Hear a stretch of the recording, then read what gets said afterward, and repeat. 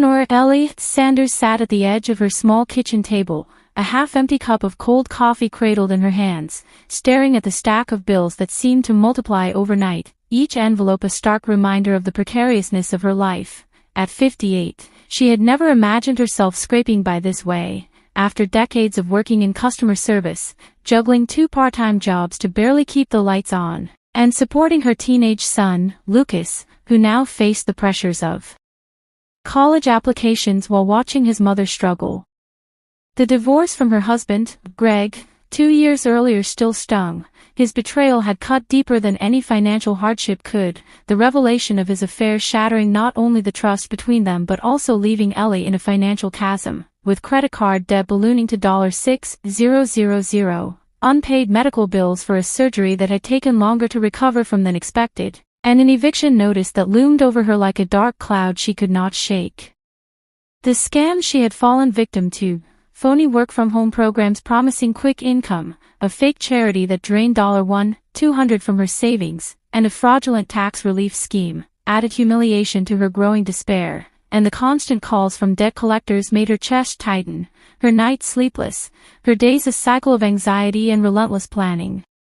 Despite the weight pressing down on her, Ellie's son Lucas was a bright point in her life. His laughter, his small gestures of kindness, and his belief in her strength reminded her that she was not entirely alone, even when exhaustion made her feel invisible. Friends were few, though her co-worker Marlene had become a lifeline of empathy, occasionally bringing casseroles or gently encouraging Ellie to take breaks she rarely allowed herself. Even the local librarian, Mr. Harris, who noticed her lingering at the public computers to search for jobs and financial advice, offered quiet guidance and support, sharing leads on community grants and legal aid services. Every day was a balancing act, rising before dawn to catch a bus to her cleaning gig, spending hours on her feet scrubbing floors, then hurrying to a part-time cashier shift, all while calculating how to pay rent, utilities, and the creeping mountain of debt. Ellie often sat on her threadbare sofa at night, staring at the peeling paint on the walls, wondering how someone who had worked diligently her entire life could end up so thoroughly stripped of security, dignity, and peace. And yet, in the midst of despair, tiny sparks of hope flickered. Lucas' school counselor had mentioned a scholarship program, Marlene's encouragement was steady, and Ellie found herself occasionally laughing at Lucas' teenage antics, remembering that even amidst relentless hardship, life could still produce moments of beauty, human connection, and fragile joy. She sipped her lukewarm coffee and made a silent promise to herself: she would endure, she would fight, and she would rebuild, one painstaking day at a time, refusing to let her years of effort, love, and resilience be erased by betrayal, financial ruin, or the merciless world outside her door. The days that followed tested Ellie in ways that left her physically drained and emotionally frayed. She discovered that the small cleaning company she had relied on for income had suddenly lost several clients, meaning her weekly paycheck dropped by nearly half, forcing her to skip meals or borrow small amounts from Lucas' savings just to cover essentials, while the eviction notice ticked closer to reality, a constant, gnawing reminder of her vulnerability. Her phone rang incessantly with calls from debt collectors, some polite, some aggressive, each one striking like a small blade to her already fragile sense of stability, and a particularly cruel twist came in the form of a phishing scam that promised debt relief but instead siphoned $750 from her bank account, leaving her panicked, ashamed, and questioning her own judgment. Yet, amid the relentless pressure, Ellie found faint, grounding sources of hope. Marlene, sensing her struggle, insisted on taking her to the community center to meet a social worker named Clara, who patiently helped Ellie apply for emergency rental assistance, grants, and low-interest repayment plans, giving her a tangible lifeline in the storm of crises. Lucas, though young, displayed an uncanny maturity, offering words of encouragement, helping her search online for legitimate side jobs, and even suggesting they cook together simple meals to stretch their budget. His quiet confidence reminding Ellie that she had created a person capable of hope and resilience despite adversity. At the same time, the emotional scars left by Greg's betrayal festered. She often replayed his words, the casual cruelty of his lies, the indifference he showed while dismantling the life they had built together, and it was hard not to feel that the world itself was complicit in her suffering. Yet every evening, when she returned to their small apartment, she discovered that even small moments, Lucas' laughter over a burnt batch of pancakes, Marlene's carefully packed casserole left at the door, the warm smile from Mr. Harris at the library, could cut through despair like sunlight through a clouded sky. Financial victories, however modest, brought immense relief. Ellie managed to contest the fraudulent $750 withdrawal, secured a temporary $300 grant to cover groceries, and finally negotiated a slightly reduced payment plan with one of her creditors, each small step a reminder that survival was possible even when life seemed determined to crush her.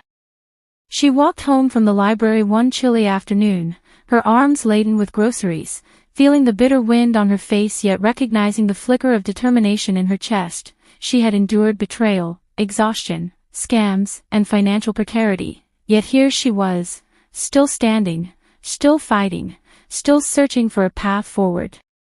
That night, as she tucked Lucas into bed, she allowed herself a rare, private moment of gratitude for the network of human kindness around her, for the small victories she had earned with her own hands, and for the unbroken, stubborn spark of hope that refused to die, whispering that even after relentless hardship, survival was itself a triumph, and that life, though painfully uneven, could still offer moments of connection, joy, and quiet dignity.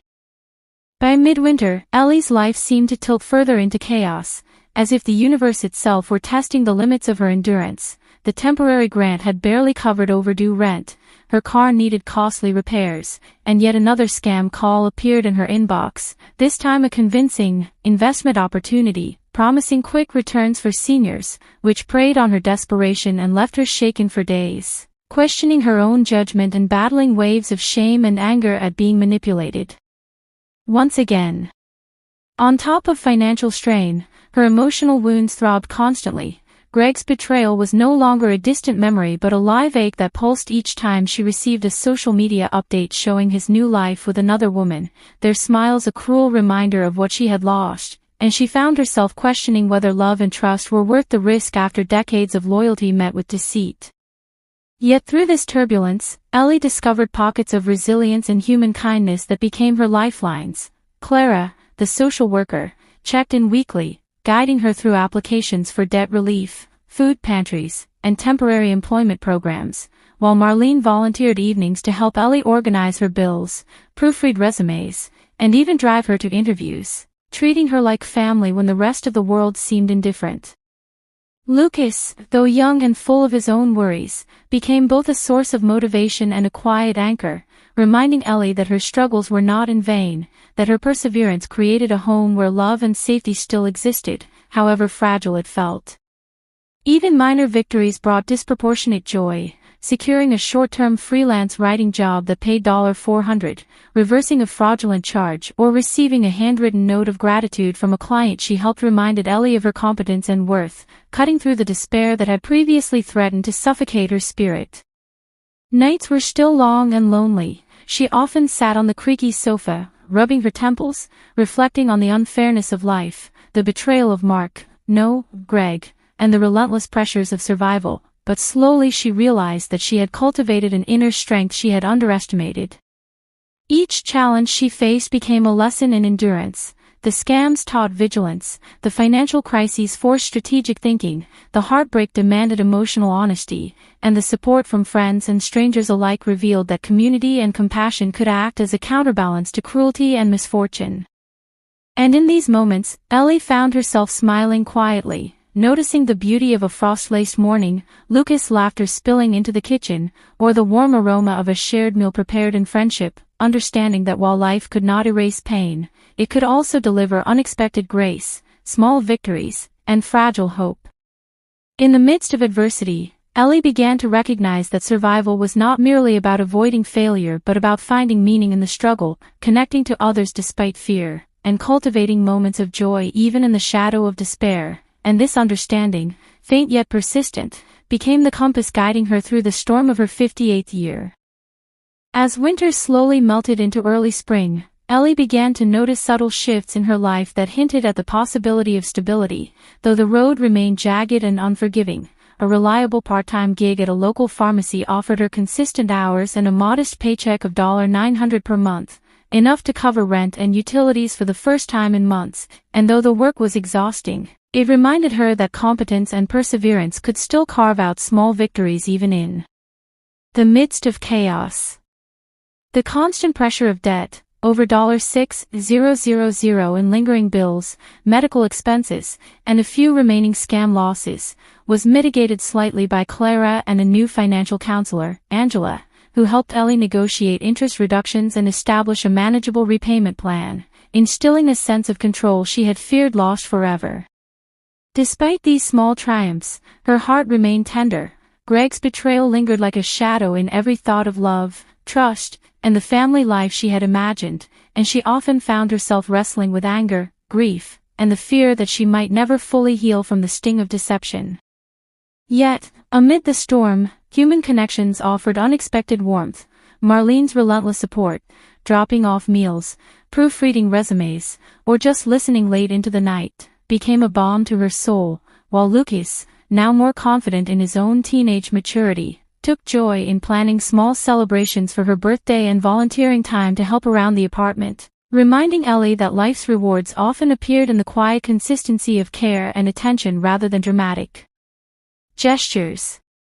Even her neighbors began to feel like family. Mrs. Patel offered occasional homemade meals, Edith invited her to community events where she met others who had survived hardship, and George, the barista, always remembered her order with a cheerful smile, quietly signaling that simple human recognition could sustain the weary.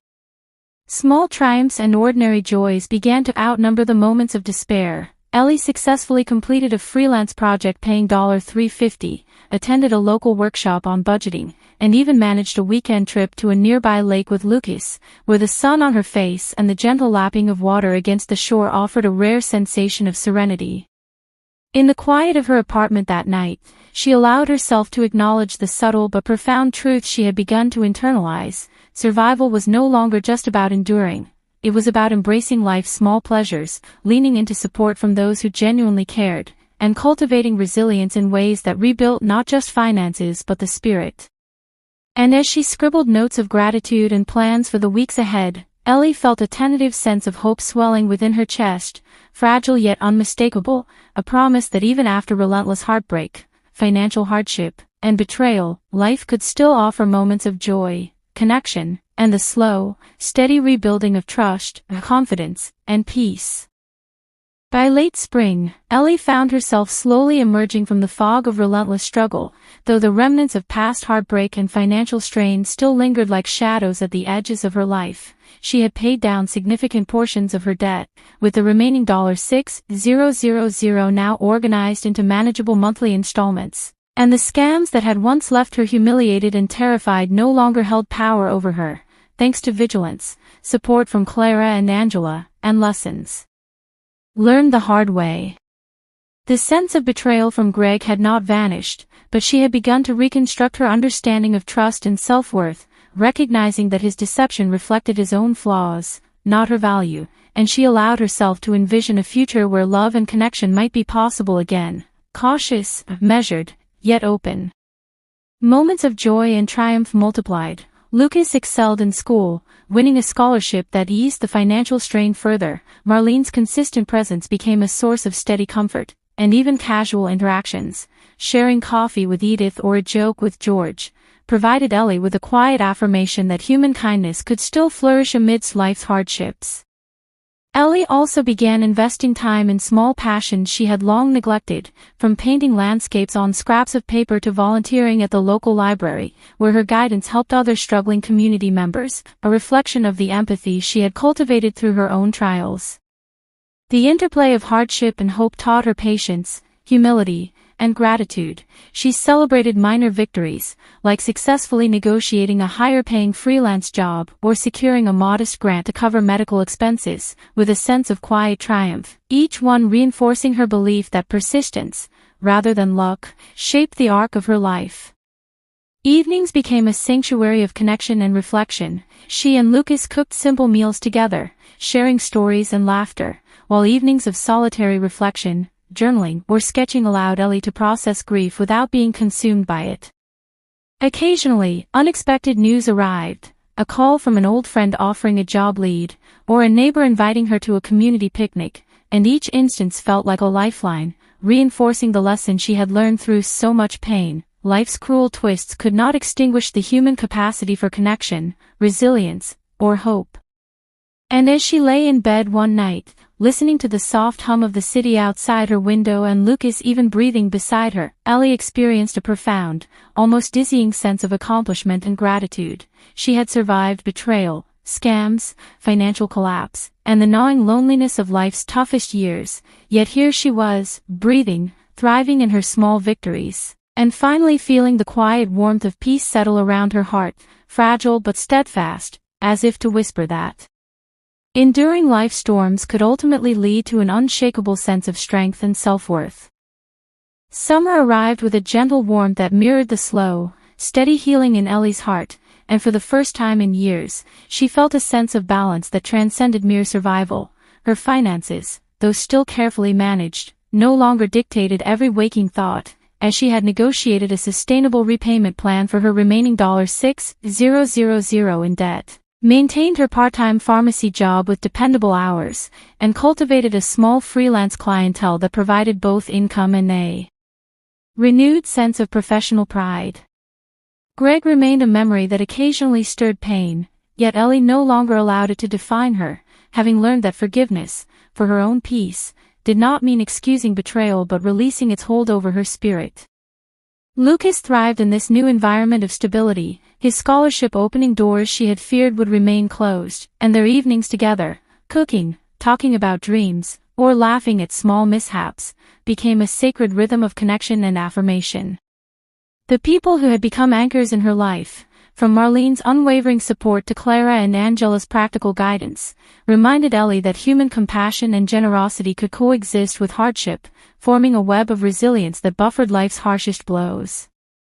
In small, joyful moments, she discovered the extraordinary in the ordinary, watching the sun rise over the city skyline while sipping tea, seeing a neighbor's smile on a random afternoon, or hearing Lucas' laughter echo through the apartment, all became reminders that peace could be cultivated even in the aftermath of relentless struggle. Ellie also invested time in personal growth, from journaling her reflections and sketching to volunteering at the community center, mentoring others who faced challenges she herself had endured, transforming her past pain into empathy and actionable support. The weight of scams, financial ruin, and emotional betrayal no longer pressed upon her with paralyzing force. Instead, they became part of a tapestry of lessons, resilience, and hard-won wisdom, shaping a woman who had endured and emerged stronger, wiser, and more compassionate. On a quiet evening, as she and Lucas shared a simple dinner and the city hummed softly outside, Ellie felt a profound sense of completion and serenity, a recognition that life, though imperfect and often cruel, could also hold steadfast love, enduring hope, and peace earned through courage, perseverance, and the unwavering bonds of family and community. In that moment, she realized that the chapters of hardship had not broken her, they had refined her, leaving her heart open, resilient, and ready to embrace the future with quiet confidence, a deepened appreciation for life's small wonders, and the comforting knowledge that she had, against all odds, found her way back to peace. For more gripping tales like this, don't forget to subscribe and hit the notification bell so you never miss an update.